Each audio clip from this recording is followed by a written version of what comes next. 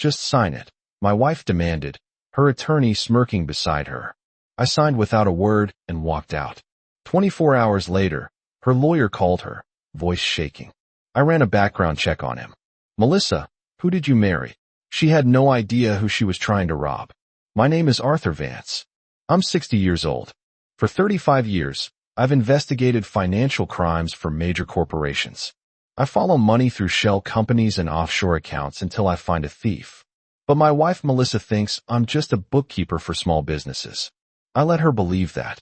That afternoon, she walked into my office with a stranger. Young guy, maybe 40, wearing a $3,000 suit. Derek Shaw, attorney at law. Yeah, that smug look lawyers get when they think they're running the show. Melissa dropped papers on my desk. I need you to sign these. What are they? I asked. Power of attorney documents. Derek cut in, settling into the chair like he owned it. Standard stuff. Just transferring account access for easier household management. I flipped through the pages. Financial power of attorney. Full signing authority. Complete access to joint accounts. Why now? I looked at Melissa. She smiled that old smile. Because I love you, Art. Because married people trust each other. Derek tapped his pen. This is routine, Mr. Vance. Unless you don't trust your wife.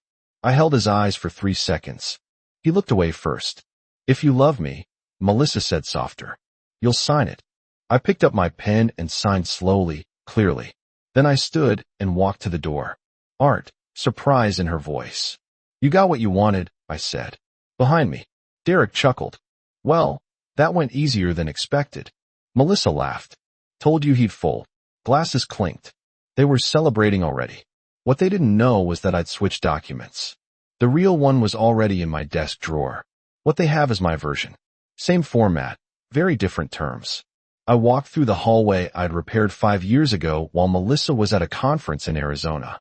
That's probably where she met Derek in my truck. I placed a sealed envelope on the passenger seat. Prepared 3 days ago, ready to go. I wasn't running. I was executing. While Melissa played queen, I've been doing what I do best, following the money, and what I found was beautiful. She never asked what I really did. Never read past the word bookkeeper. Never flipped to page 2 of those documents. Never saw the clause I wrote 7 years ago. I pulled out and headed north to meet my real attorney. In the rearview mirror, our house shrank. That colonial she insisted on. The one with a mortgage she thought we still had. The one that wasn't in her name at all. I lit my first cigarette in 8 months and smiled. They thought the game was starting. It was already over. Melissa's phone buzzed at 6:30 the next morning. I heard it from the guest room, where I'd been sleeping for the past 3 months. She always kept the ringer on full volume, like she was waiting for something important. I was already dressed, coffee in hand, watching the sunrise through the window, waiting. Her voice came through the wall, muffled at first, then louder. Derek, it's 6 o'clock in the morning. What's wrong? I took a sip of coffee. Right on schedule. What do you mean you ran a background check? I told you that wasn't necessary. Her tone shifted. Defensive now. That edge she got when someone questioned her. What are you talking about? He's a bookkeeper. He does taxes for small businesses. Silence long enough that I knew Derek was talking fast. Explaining, probably sweating. That's impossible. I've known him for 7 years. He worked from home. I've seen his clients. I smiled. Those clients were real enough. Small operations I helped on the side. A little smoke screen. Never hurt anyone. Hey, what? Derek, you're not making sense. Her footsteps came closer. I heard her door open, then her feet padding down the hallway. She was checking my office. I heard the door handle turn. He's not here, she said into the phone. His truck's gone. More silence. Derek was really laying out now. Wait. Say that again slowly. He's a what? I stood and walked to the kitchen, put my mug in the sink, grabbed my keys. Forensic auditor. Derek, what the hell is a forensic auditor? I could hear the panic creeping in that crack in her voice. She got when things weren't going according to plan. He investigates financial crimes. For who? Derek. He balances books for delis and hair salons. The front door of my office opened. She stood there in a robe, phone pressed to her ear, staring at the empty room and my desk at the spot where she'd made me sign those papers yesterday. She saw me in the kitchen doorway. Our eyes met. Derek, she said quietly, still holding my gaze. Who did I marry? I raised my coffee mug in a small salute, then walked past her to the garage. Art. Art, wait. I opened the truck door. Where are you going? What is Derek talking about? Art. I started the engine. She ran to the driver's window, slapping the glass. Answer me. What's happening? I rolled the window down 2 inches. You want to control the accounts, Melissa? Check them. What does that mean? It means you should read documents before you sign them, especially the clauses about fraudulent coercion. Her face went white. What? You brought a lawyer into our home to pressure me into signing over financial control? That's called undue influence. The document you have isn't worth the paper it's printed on, but mine. I shifted into reverse. Mine's already filed. Filed where? Art, what did you do? Well, I've been doing for 35 years, Melissa. Following the money, your money, Derek's money, all of it. I backed out of the garage. She stood there, phone dangling from her hand, mouth open in my rearview mirror. I watched her shrink.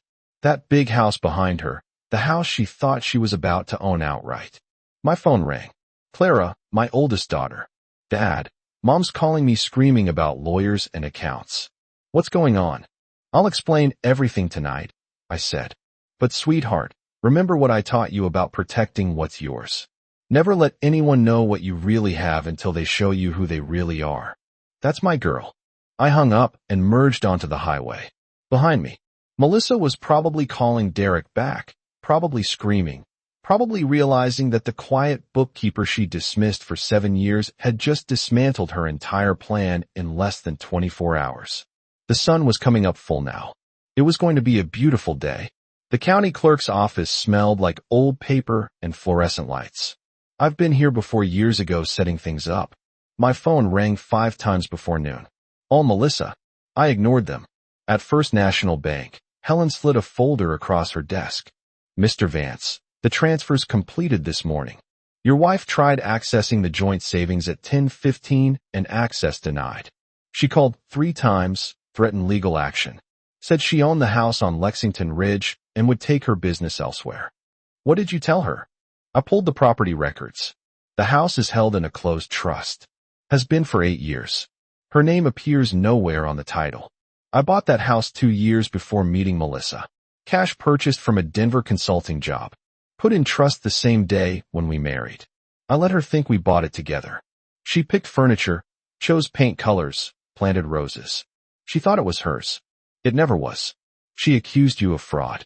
Helen continued. I explained premarital assets and trust aren't subject to division. How'd she take that?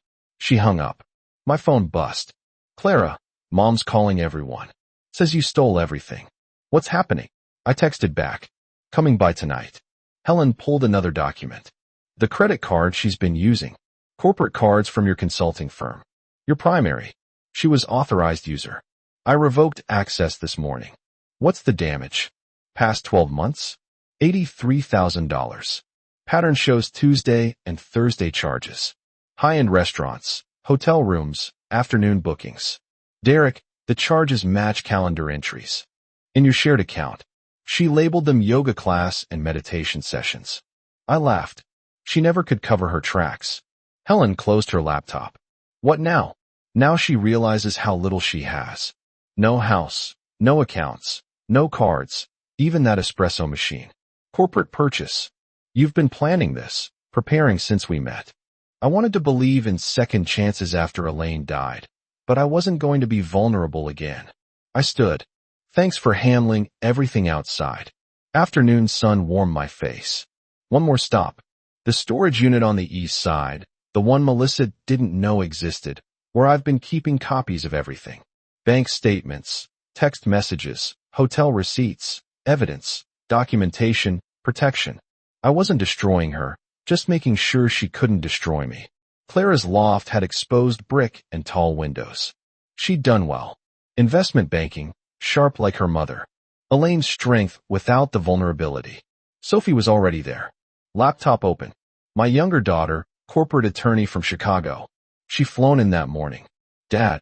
Clara poured coffee. Mom called 6 times. She's hysterical. Says you locked her out of everything. I protected what's mine. She tried to take it. Sophie turned her screen. I pulled the power of attorney she filed. Complete financial control. If it had been valid, she could have emptied every account. But it's not valid. No. The coercion clause you embedded 7 years ago. When she brought Derek Shaw in, she triggered it. Document voids itself. Sophie looked impressed. Sophisticated work. Clara leaned forward. Derek Shaw. We looked him up. He's more than her lawyer. I know. Been tracking him for 8 months. How long have you known she was cheating? Sophie asked. Since spring, I was checking our home network security. She used our Wi-Fi for calls. Not smart. Call log showed the same number multiple times daily. Derek Shaw, attorney at law. Clara's jaw tightened. Cheating and stealing. Looks that way. We can press charges. Fraud. Conspiracy. I held on my hand. I'm not interested in jail. Just protecting myself and making sure she leaves with nothing of mine. Sophie pulled up another screen. The house registry shows trust ownership since 2015. Premarital fully protected. Mom has no claim. Clara finished. None. Her business. Sophie asked, that interior design thing. I've been watching her accounts. Money flowing through that doesn't match legitimate clients. I documented everything and filed reports with the IRS. They low it. If they find what I think, she's got bigger problems in our divorce. Sophie sat back. You've been building a case protecting evidence. My phone buzz. Melissa, Art, please. We need to talk. I showed them. Are you responding? Clara asked, when she's ready for honest conversation. Right now, she's in shock, thinking she can fix this. She can't. Sophie closed her laptop. What do you need from us? Just wanted you to hear from me. She'll paint herself as the victim. You need to know the truth. We know, Clara said firmly. Your mother, Elaine, taught me something before she died. She said, if I ever loved again, make sure I knew who they really were before giving them power to hurt me. I try to follow that with Melissa. I kept one eye open. Silence settled. What happens now? Sophie asked. Melissa realizes she has no leverage, no money, no house, no access. She'll try negotiating, then threatening, then she'll leave. Just like that. Just like that. And Derek. I smiled. I sent documents to the state bar. Ethics complaints. Having intimate relationships with clients while handling their legal affairs. Big no. Sophie laughed. You're destroying both of them. I'm letting the system work. Just providing evidence. We talked another hour. I showed them everything. Trust documents, bank records, hotel receipts, recordings. When I left, sun was setting. Clara walked me out. Dad, are you okay? I hugged her.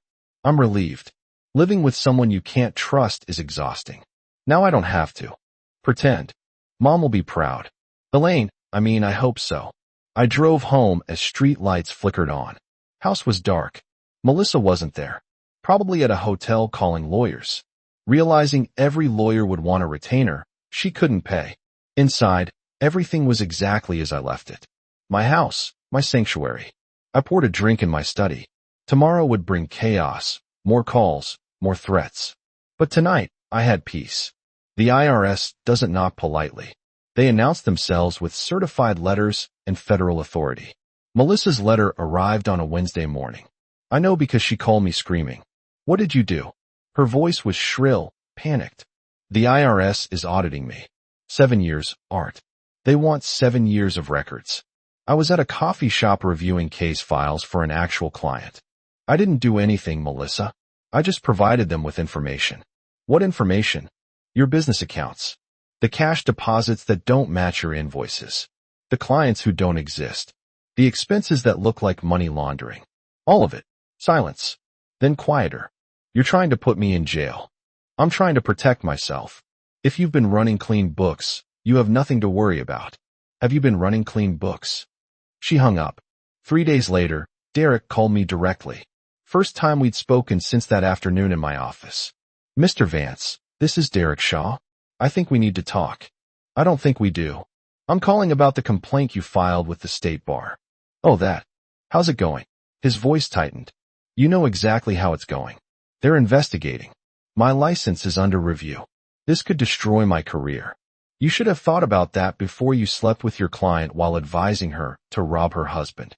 I never advised her to rob anyone. No.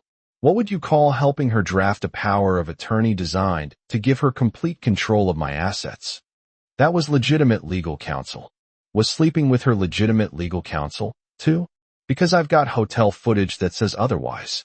23 visits. Derek. The Bar Association has copies of all of them. He was quiet for a moment.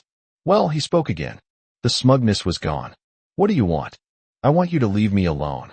I want you to stop calling Melissa. I want you to fade into whatever hole lawyers crawl into when they've been caught. She's got nothing. You know, no money, no place to live. You've left her destitute. She tried to steal everything I built. I'm supposed to feel sorry for her. She's desperate, Art. Desperate people do stupid things. Is that a threat? It's a warning. Watch yourself. He hung up. I called Clara immediately. Derek just threatened me. Recorded the call. I need you to file a police report. Dad, are you serious? Dead serious. Get Sophie involved, too. I want documentation. If Melissa or Derek try anything, I want a paper trail. That night, I upgraded the security system at my house. New cameras, motion sensors, monitored alarm. I wasn't paranoid.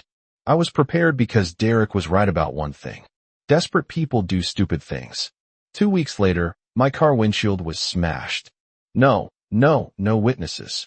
Just shattered glass in my driveway.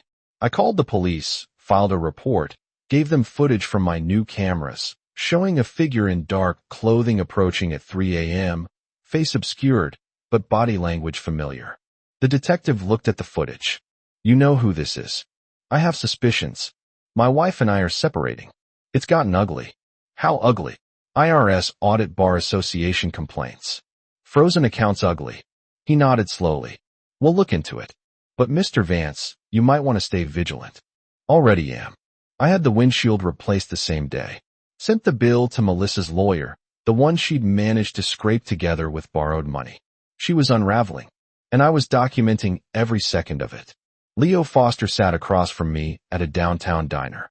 26 years old, Marine Corps logistics officer, home on leave. He had his father's eyes and his mother's. Sharp features, but none of Melissa's cruelty. Mr. Vance, I appreciate you meeting me. Art, please. And thank you for reaching out. He stirred his coffee. I heard what my mother tried to do to you. Sounds familiar. Your sister Chloe, is she coming? She's on video call. Didn't want to fly in, but she wanted to be part of this. He turned his phone. Chloe waved from the screen, sitting in what looked like a small office. Hi, Art. Thanks for including me. Of course, you both deserve to know what's happening. Leo leaned forward. Our mother stole from us. $200,000 our father left for our education. She was supposed to protect it. Instead, she emptied the account and spent it on herself. Chloe's voice came through the speaker. Furniture, vacations, that stupid kitchen remodel. She just had a half all our money. We didn't find out until Leo tried to pay for graduate school. The account was empty. When did you confront her? I asked. For years ago. Leo said she denied it at first, so we were confused. Then she said she'd borrowed it temporarily. Then she got angry and told us we were ungrateful, that she'd raised us and deserved something for her sacrifice. We haven't spoken to her since, Chloe added. She tried calling for a while. Sent emails. Wanted to explain, but there's nothing to explain. She stole from her own children. I pulled out a folder. I want to show you something. These are your mother's business accounts. The ones I gave to the IRS. Leo skinned the pages. His jaw tightened. These deposits, they're way too large for interior design consulting. Exactly. She's been running money through her business. I don't know where it's coming from, but it's not legitimate work. Chloe leaned closer to her screen. Is that why the IRS is auditing her? Part of it.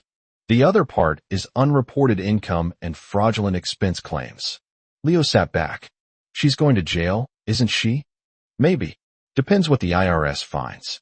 But yes, she's facing serious charges. Good. Chloe said flatly. She should face consequences. She's never faced consequences for anything. We talked for another hour.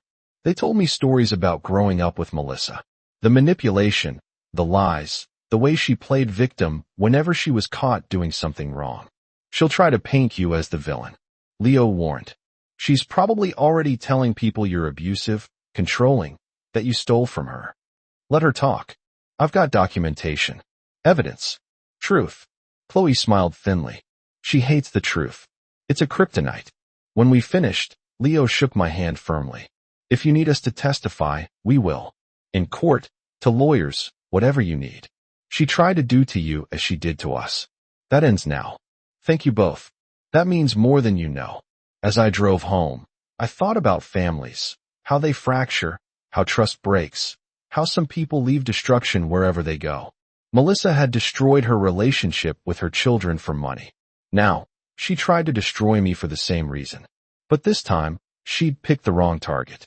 This time, the destruction was going to be hers alone. The man who walked into my office on a Tuesday afternoon wasn't someone I expected to see ever. Arthur Vance, he asked, extending his hand. I'm Mark Donovan, Melissa's brother. I stood slowly. I know who you are, I said. You two didn't speak. We don't haven't in 15 years. That's why I'm here. He sat without waiting for invitation. Mid-50s, weathered face, work-worn hands. Nothing like Melissa's polished facade. I heard about what she tried to do to you, he said. Heard about the power of attorney, the lawyer, all of it. News travels fast. Small town where I'm from. People talk. You pulled out a folder.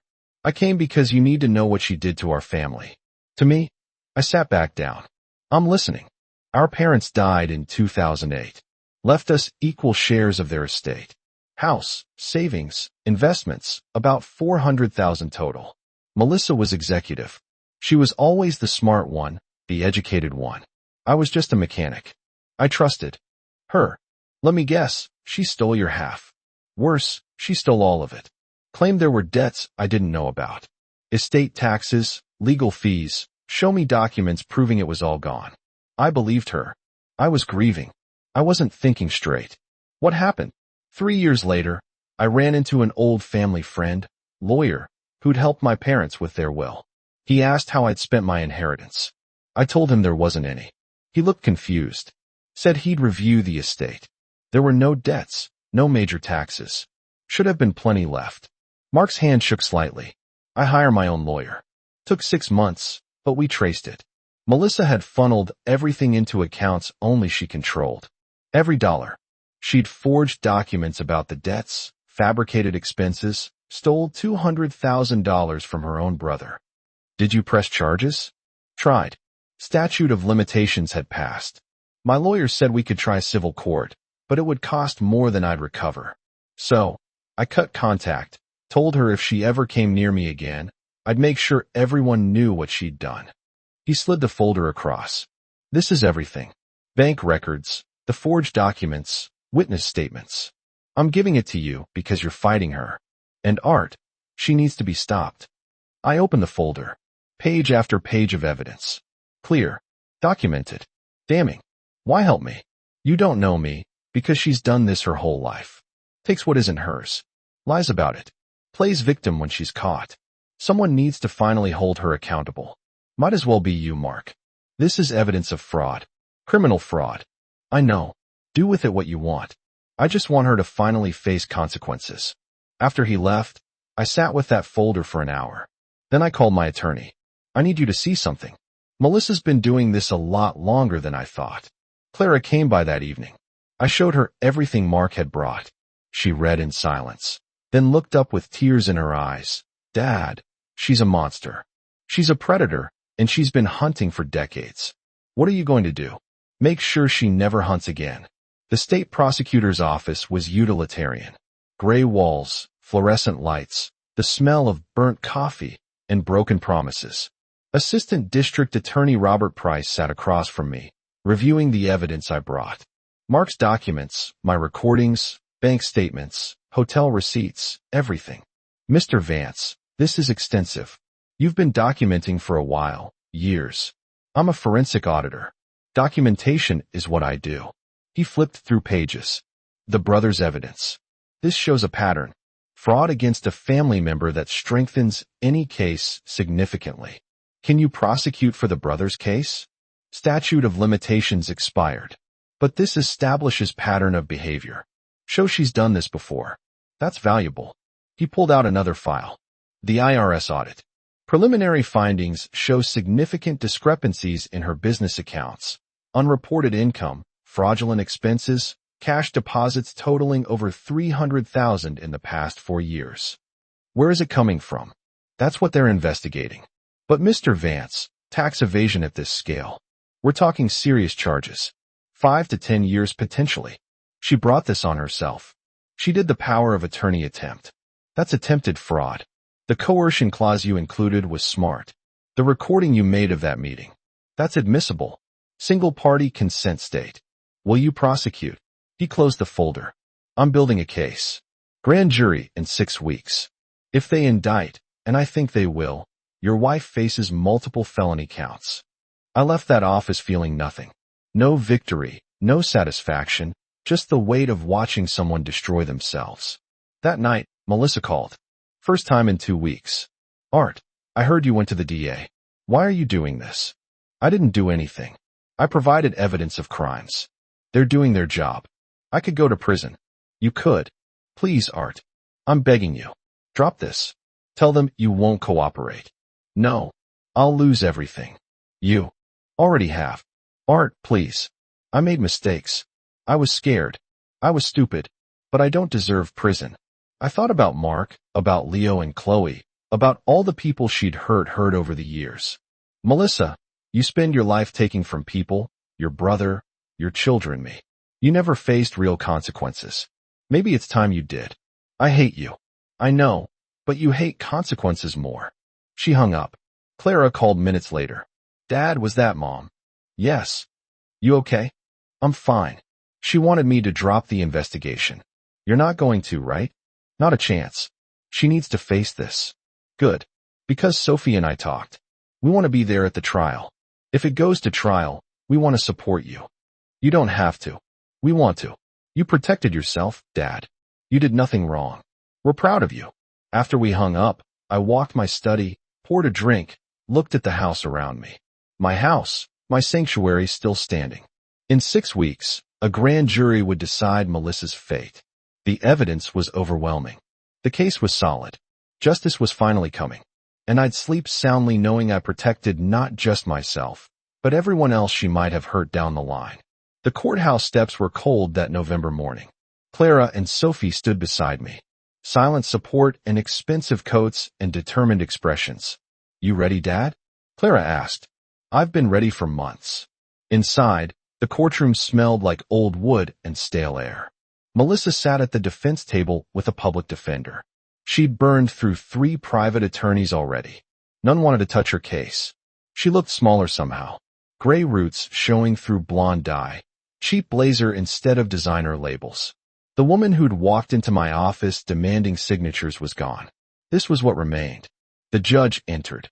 We stood. Case number 2024, CR 8847. The state versus Melissa Donovan Vance. Are we ready to proceed? Melissa's lawyer stood. Your Honor, my client wishes to enter a plea. Go ahead. Melissa stood, hands shaking. Guilty, Your Honor. To all counts. The prosecutor stood. Your Honor, given the defendant's plea and the evidence presented, the state recommends 42 months in federal prison, followed by 5 years supervised probation and full restitution to all victims. The judge looked at Melissa. Ms. Vance, do you understand what you're pleading guilty to? Yes, Your Honor. 4 counts of tax evasion, 2 counts of fraud, 1 count of conspiracy. You understand this means prison time? Understand. And you're entering this plea voluntarily? Yes. The judge made notes. Sentencing is set for December 15th. Bail is revoked. The defendant will be remanded to custody immediately. 2 marshals approached Melissa. She looked back once directly at me. Not with hatred, with defeat. I felt nothing. They led her away. The courtroom cleared. Clara hugged me in the hallway. It's over, she said. It is. Sophie joined us. 42 months. She'll serve maybe 30 with good behavior. Still long enough, I said. Outside, the sun broke through clouds. Leo and Chloe were waiting on the steps. They'd come to witness the plea. Leo shook my hand.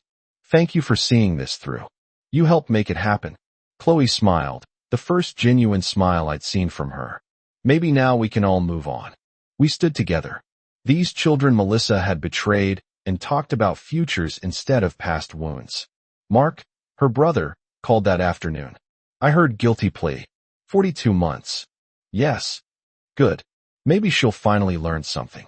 Maybe. But I'm not holding my breath. Art, thank you for holding her accountable. I couldn't do it. You did. After he hung up, I sat in my study. The house was quiet. My house finally completely mine again. The divorce papers were already filed, uncontested now. She had nothing to fight for. Derek's law license was permanently revoked. He'd moved to another state. Tail between his legs. Everything was resolved. Every loose and tied. Clara and Sophie came for dinner that night. We cooked together, laughed together. Remembered Elaine together. Mom will be proud. Sophie said, of how you protected yourself. I hope so. We know. So, Clara added, you taught us something important. Stand up for yourself. Document everything. Never let anyone make you a victim. That's the lesson.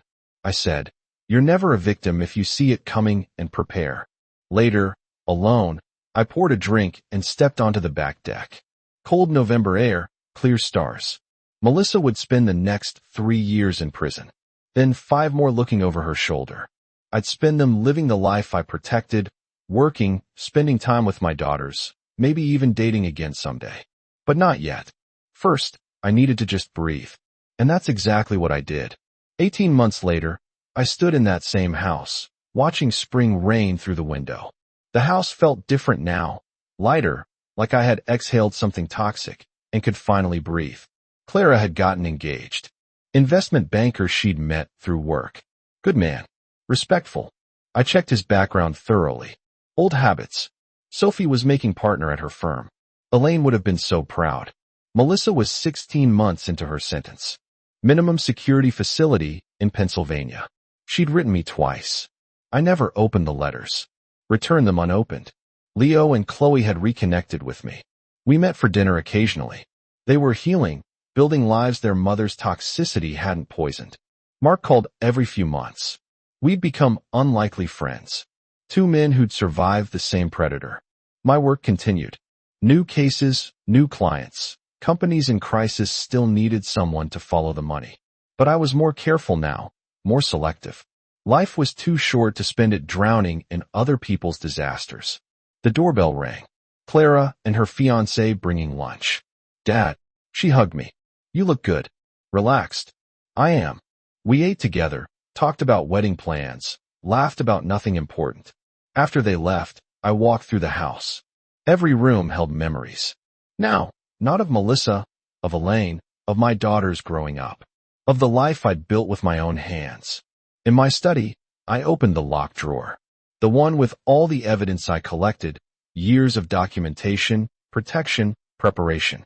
I'd kept it all even after the trial. Insurance, just in case. But looking at it now, I realized something. I didn't need it anymore. I took the files outside to the fire pit. One by one, I fed them to the flames. Bank statements, hotel receipts, recordings, all of it. Watching them burn felt like releasing weight I'd carried too long. The last document was the power of attorney Melissa had tried to force on me. The one that started everything. I held it for a moment, reading my own signature.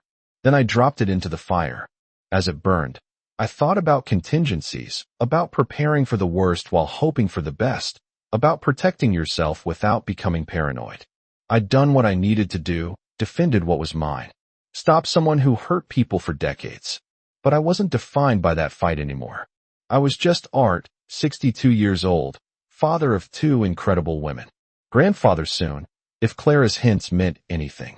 A man who'd loved and loved again, who'd been betrayed and survived, who'd learned that sometimes the strongest thing you can do is simply refuse to be a victim.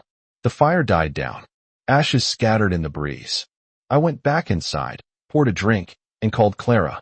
Hey, sweetheart. About the wedding. I was thinking maybe we do it here in a garden. Your mom loved that garden, Elaine. I mean, she'd want to be part of this. Dad, that's perfect. Really perfect. After we hung up, I sat on the back deck watching the sunset somewhere. Melissa was in a cell counting days here. I was free, truly free. And that was the greatest victory of all. Not revenge, not even justice, just peace. Finally, peace.